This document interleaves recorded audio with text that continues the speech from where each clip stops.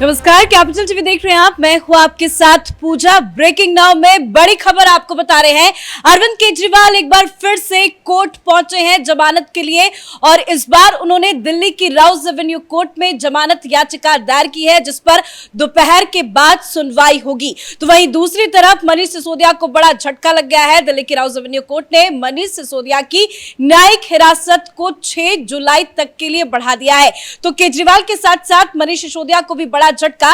इस पर तमाम अपडेट आपको बताएंगे। मेरे साथ न्यूज रूम से जुड़े हुए हैं कैपिटल टीवी के editor in chief doctor Manish Kumar. पहले केजरीवाल का जिक्र कर लेते हैं। कल ही सुप्रीम कोर्ट से झटका लगा, आज दिल्ली की राउज एवेन्यू कोर्ट पहुंच गए जमानत के लिए। कोई राहत मिल पाएगी क्या? देखिए, राहत नहीं, ये तो सरेंडर है। आपकी सारी चालाकियां जो है वो खत्म हो गई। जितने सारे आपके जो लीगल ऑप्शंस और जो कलाबाजी आप कर सकते थे, आपने कर दिया। मनोज सिंघवी साहब ने भी अब हाथ खड़े कर दिए। अब तो वो इलेक्शन कमीशन जा रहे हैं प्रधानमंत्री मोदी के मौन व्रत के ऊपर सवाल खड़ा करने के लिए। तो अब क्या हुआ है इसको समझना जरूरी है। कई सारे लोग मुझे सोशल मीडिया पे कहते हुए पाए जा रहे हैं, वो कहते हैं भाई शकुनी के बाद कोई पैदा हुआ तो वो अरविंद केजरीवाल पैदा हुआ। इतना शातिर और इस तरीके से सारे सिस्टम को चकमा देने की कोशिश। आप अभी गए थे कहां? Supreme court.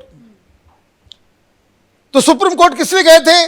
कि मेरी तबीयत खराब हो गई है, मैं बेहोश हो सकता हूं, मुझे कैंसर हो सकता है, मेरी किडनी जा सकती है, पता नहीं क्या क्या ऐसी चीजें जो आदमी अपने दुश्मन के लिए नहीं कहता। आते से माने ना करे कि मेरा जो लीडर है केजरीवाल, उसको कैंसर हो जाएगा, उसको बेल दे दो, उसको 7 दिन का एक्सटेंशन दे दो। और कितनी कलाबाजी! वो कलाबाजी ये कि आप गए दूसरे जज के पास जब वेकेशन बेंच में दीपांकर दत्ता जो हैं वो बाहर निकल गए, तो जो वेकेशन बेंच था उसको आपने मेंशन किया कि भाई बहुत अर्जेंट है। तो उन्होंने कहा कि भाई अर्जेंट वर्जेंट नहीं जानते, इसको पहले आपको करना था। तो वहां भी बहाना बना दिया। उसने कहा कि नहीं, मेडिकल रिपोर्ट तो अभी आई है, तो हम वहां कैसे जाएं। तो फिर इस तरीके से करते हुए आपको कहा गया कि भाई हम तो नहीं सुनेंगे, चीफ जस्टिस के पास जाइए। तो चीफ जस्टिस जाएंगे, कैसे जाएंगे भाई? तो चीफ जस्टिस भी तो छुट्टी पे हैं, वो थोड़े मौजूद हैं। तो इनको जाना पड़ा रजिस्ट्री। तो रजिस्ट्रार के पास गए तो रजिस्ट्रार ने उसको कहा कि भाई सुनवाई नहीं कर सकते, क्योंकि आपका ऑलरेडी एक पेंडिंग है। क्या? जो एक अर्जी जो आपने डाल रखी थी, जिसके ऊपर फैसला रिजर्व रखा गया है जस्टिस खन्ना और जस्टिस दत्ता के कोर्ट में कि हमारी गिरफ्तारी ही फर्जी है। तो उसका जब सुनवाई हो गया है, उसका फैसला आना है, इस बीच हम इंटरिम कोई भी सुनवाई नहीं कर सकते।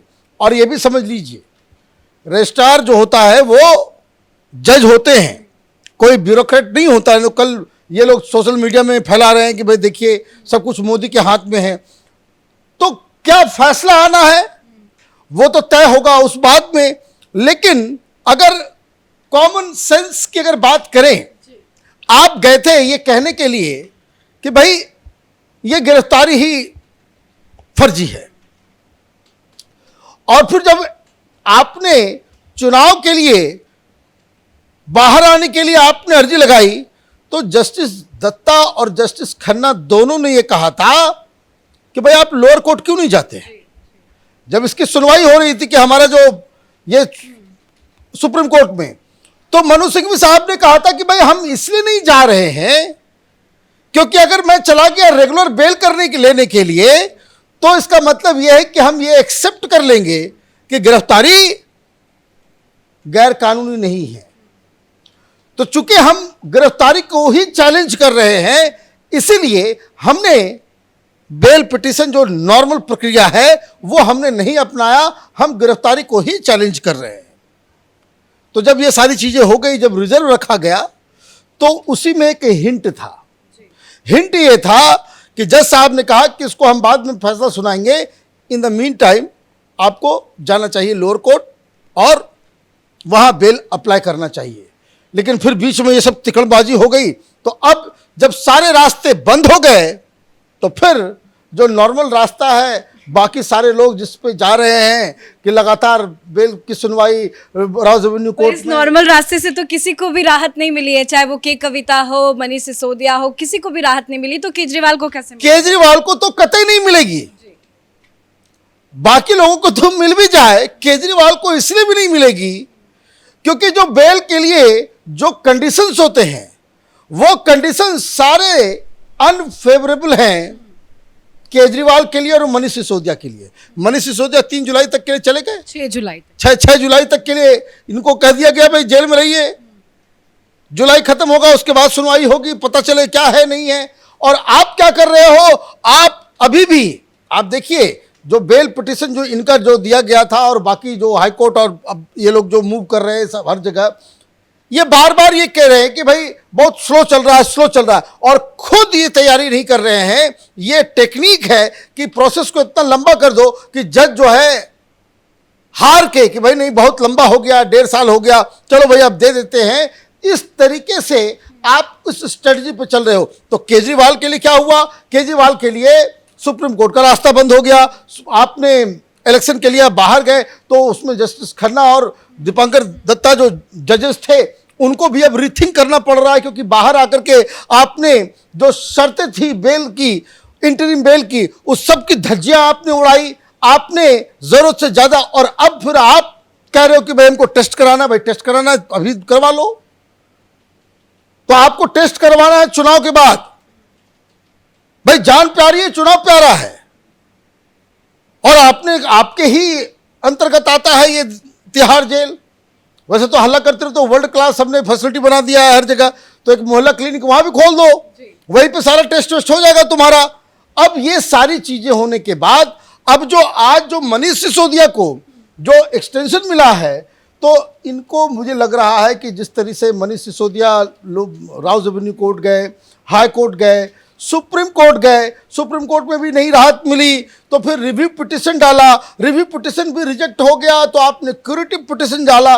मतलब सारे तीर आपने आजमा लिए। ये जो एक्सटेंशन मिला है मनीष सिसोदिया को वो तो जुलाई तक का है, 6 जुलाई को अब अगली सुनवाई होगी, अभी तो जून भी पूरा महीना बचा है, ये तो बहुत बड़ा। देखिए मुझे एक बात समझ लीजिए, ये एक ओपन एंड शट केस है, चाहे वो राउज एवेन्यू कोर्ट हो, हाई कोर्ट हो, सुप्रीम कोर्ट हो, सारे कोर्ट्स ने ये माना है कि घोटाला हुआ है, मनी लॉन्ड्रिंग हुई है, पैसा नहीं मिला है कोई बात नहीं, लेकिन जो कोरोबोरेटिव एविडेंसेस हैं, जो लोग हैं, क्योंकि आपको फिर बाकी हिसाब भी तो देना होगा, भाई पैसा कहां से ला रहे थे, कहां से पार्टी चल रही थी, कैसे चुनाव लड़ा जा रहा था, तो बाकी सारी चीजें अपनी जगह पे है। चूंकि ईडी का केस इतना पुख्ता है, इतना मजबूत है, और एविडेंसेस इन लोगों के खिलाफ इतना ज्यादा है। अब तो केजरीवाल को क्या कहा गया है भाई चार्जशीट के अंदर, चार्जशीट में कहा गया कि he is the king pin and chief conspirator. किस चीज में, 2 चीज में, कानून बनाने की भूमिका में, और जो पाप का पैसा आया, जो कमाई हुई इस घोटाले से, उस घोटाले का पैसा कैसे इस्तेमाल हो, वो सारी प्लानिंग, सारा जो कॉन्स्पिरेसी जो रचा गया वो अरविंद केजरीवाल ने रचा है।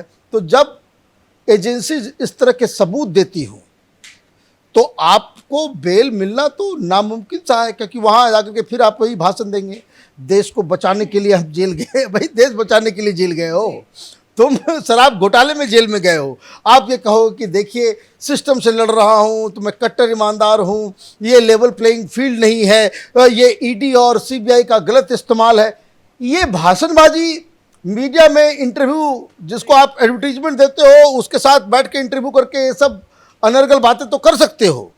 कोर्ट के अंदर साक्ष्य और प्रमाण देने होते हैं, कोर्ट के अंदर आपको एविडेंस देना होता है, और कोर्ट के अंदर ईडी या एजेंसी, इन्वेस्टिगेटिंग एजेंसीज हैं, वो जो कुछ भी सबूत देती है उसका काउंटर सबूत से करना होता है, कुतर्क से नहीं। ये भाषण देने से नहीं कि डेमोक्रेसी में इलेक्टेड चीफ मिनिस्टर हूं तो क्या हो गया, 2 बार दिल्ली की जनता ने मुझे चुना है तो क्या हो गया, हम यहां के करंट चीफ मिनिस्टर हैं तो क्या हो गया।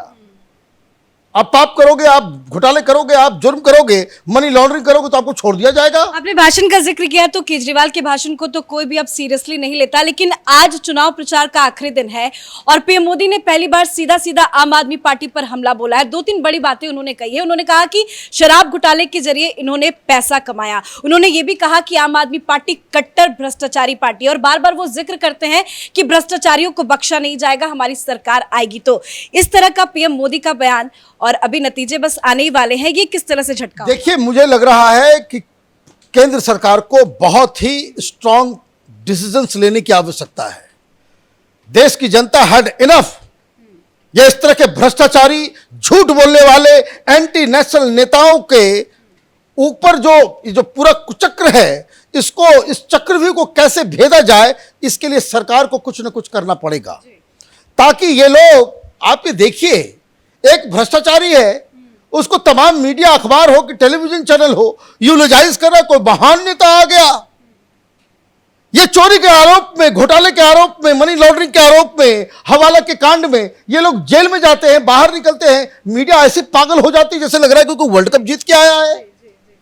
इसको खत्म करना होगा। इस तरह की परंपरा को बिल्कुल लगाम लगाने की आवश्यकता है। ये बहुत ही जरूरी है और प्रधानमंत्री ने तो पहले ही कह दिया है, 4 तारीख के बाद वो फैसले लूंगा जिसके बारे में आपने कल्पना तक नहीं की होगी। और मुझे लगता है कि भ्रष्टाचार को खत्म करने के लिए ये जरूरी है कि जो बड़े बड़े मछली हैं, मगरमच्छ, इन लोगों को जेल में डालना बहुत जरूरी है। धन्यवाद सर जानकारी के लिए। तो एक तरफ मनीष सिसोदिया को बड़ा झटका लग गया, 6 जुलाई तक उनकी न्यायिक हिरासत को बढ़ा दिया गया है। तो वहीं अब अरविंद केजरीवाल दिल्ली के राउज एवेन्यू कोर्ट पहुंचे हैं जमानत के लिए। उन्होंने जमानत याचिका दायर की है जिस पर आज ही दिल्ली का राउज एवेन्यू कोर्ट सुनवाई करेगा। अब देखना होगा कि कोर्ट की तरफ से केजरीवाल को लेकर क्या कुछ फैसले सामने आते हैं। इस बड़ी खबर में मेरे साथ फिलहाल इतना ही। कैमरा पर्सन अशोक के साथ मैं पूजा, कैपिटल टीवी।